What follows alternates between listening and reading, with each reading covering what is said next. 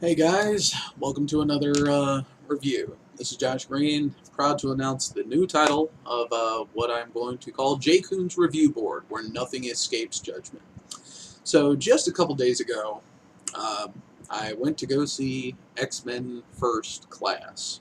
Now I'm sure it's really no secret that I'm a comic book fan. Love comics. Tend to stick more towards DC than I actually do Marvel, and that's just simply because it seems to be very hard for me to find storylines in the Marvel universe that really seem to hold my interest, while stuff in the DC universe tends to lean more in my direction. But overall, this is going to be a little difficult for me because I was absolutely astonished at X-Men First Class, and it's honestly just because it was good, but at the same time, really bad. And I'll go over some of the good things about it. The use of the special effects were really excellent. Everybody using their mutant powers and stuff, it looked real, it looked believable. So that they did really well. It had excellent use of real life crisis situations. It takes place like the late 60s, early 70s, in the thick of the Cold War, using the Cuban Missile Crisis as their main plot device, basically. With a lot of the characters, you were able to connect with them on almost an emotional level with what they were going through. More specifically, Magneto. Obviously, it circulated around Charles and Eric a lot more than it did the other characters, being that they were the main characters and stuff. But I found myself connecting more with Magneto and what he was going through and what he was feeling than I did Charles, who, other than having hair and walking, was acting like Charles Xavier. But here's what really started ticking me off about the whole movie.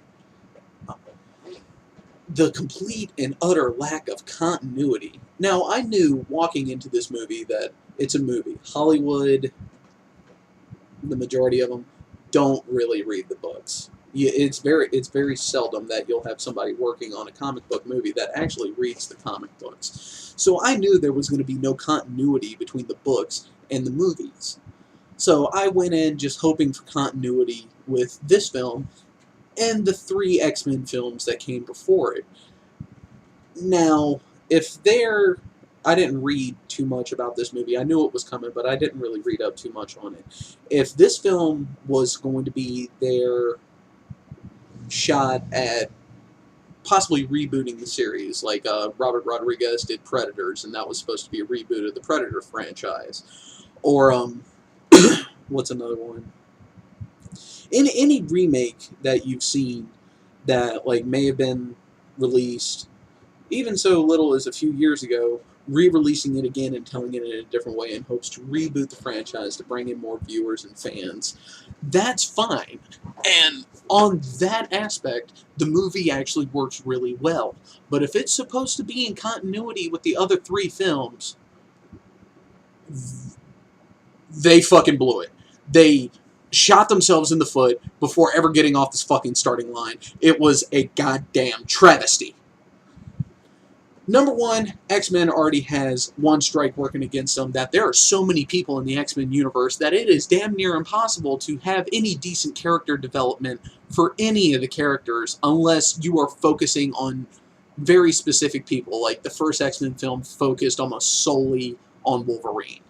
The one after that focused still on Wolverine, but Wolverine and Xavier and maybe a little bit of Storm. And then the third movie focused on Wolverine, Storm, and Jean. So with each movie, they tried to progress a little bit more of keeping the camera on certain people.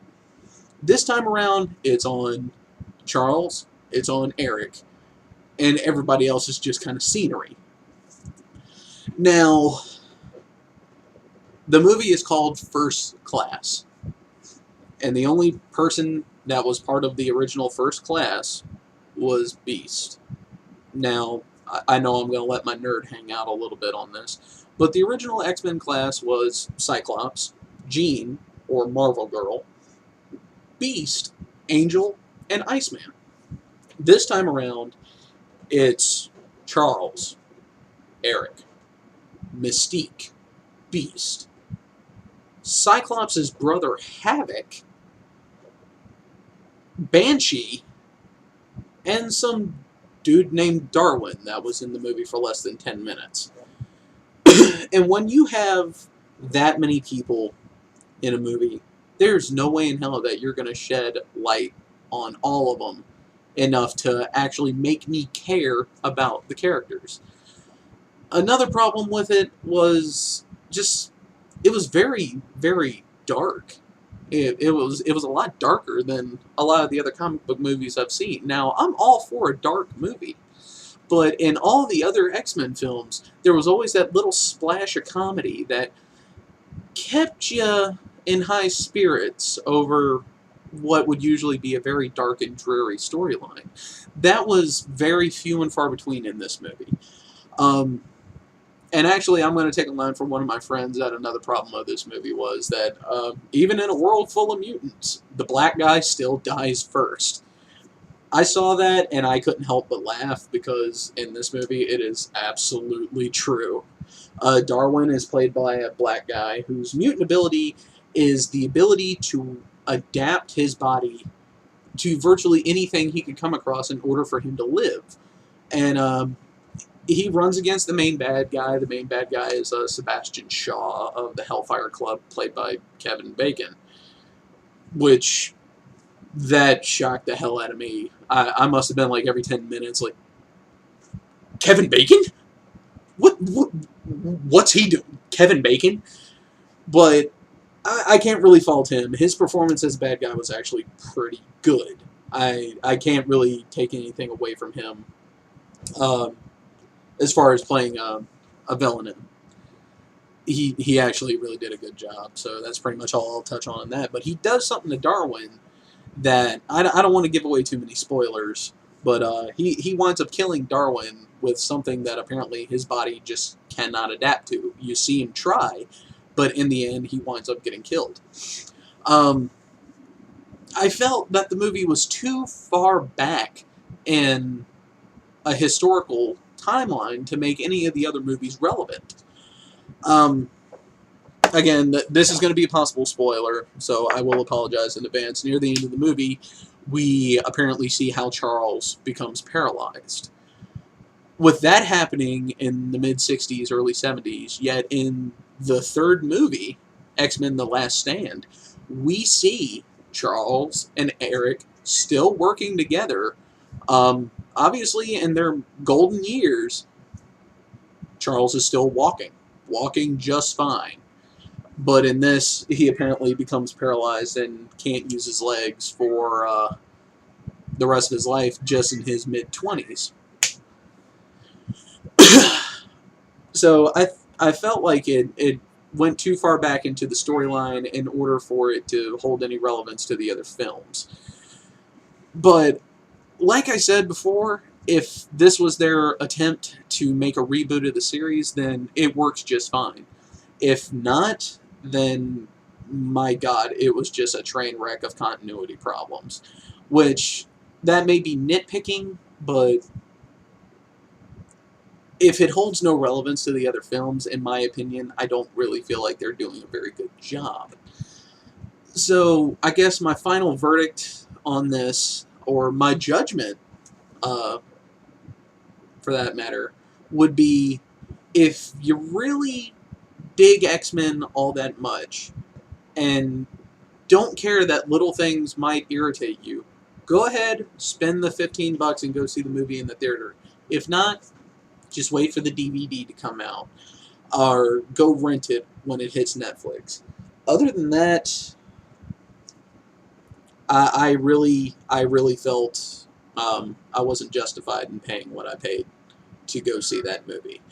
So, all in all, if I had to rate it from 1 to 10, I would give X-Men First Class probably a 6 out of 10. Good effort if it's a standalone movie. Really, really poorly done if it was supposed to coincide with the other three. So, that's all I really got for now. Thank you for watching. Also, If anyone has any experience whatsoever in possible video editing programs, because I want to be able to make these videos better and continue to add stuff, maybe to be able to add pictures and videos into my own review videos, as so you don't have to just take my word for it as what I'm explaining and stuff. I can actually show you video of what I'm talking about. So if anybody has any experience using video editing programs, please, by all means, leave your comments down below, and I will read them as soon as I see them. Thank you, everybody, for watching.